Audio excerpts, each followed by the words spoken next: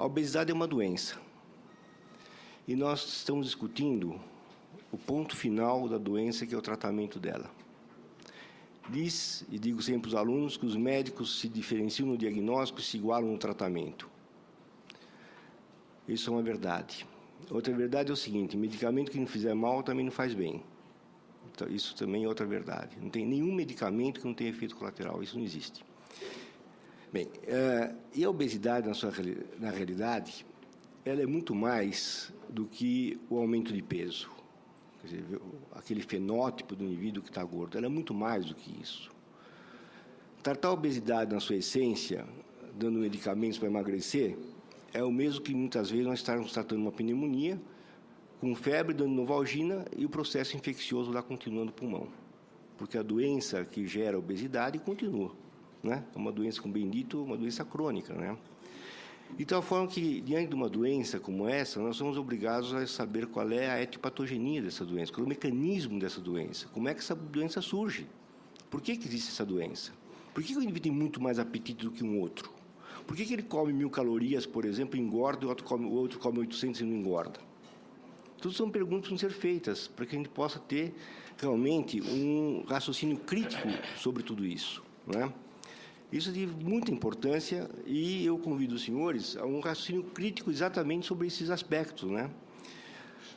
Nós sabemos que a obesidade realmente é um fator de risco, ou se acompanha de doença arterial coronária, de dislipidemia, de diabetes mellitus, de lesão osteoarticular, de comprometimento respiratório e até mesmo uma maior incidência de câncer do intestino, do cólon, nos pacientes que são obesos, principalmente se ingerirem álcool também.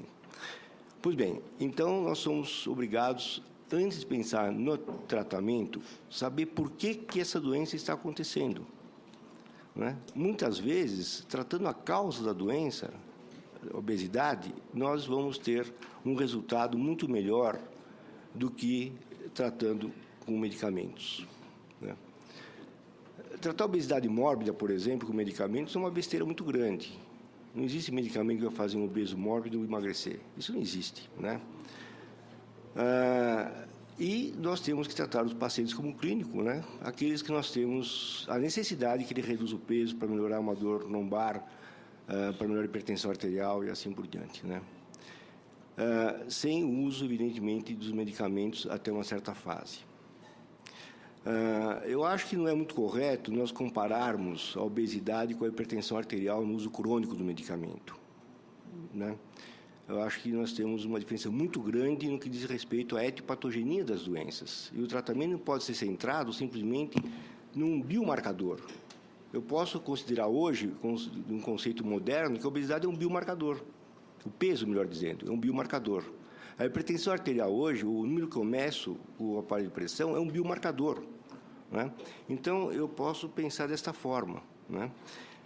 E, portanto, nós temos que entender que são doenças totalmente diferentes e que não podem ser comparadas por serem doenças crônicas, em que vão tomar medicamento a vida toda porque são crônicas. O hipertenso tem uma patogenia diferente e o obeso tem uma outra patogenia. Evidentemente que, sabendo-se do que o obeso possui de complicações, é fundamental que se tenha um tratamento para o paciente obeso. Evidente que tem que ter um tratamento para o paciente obeso.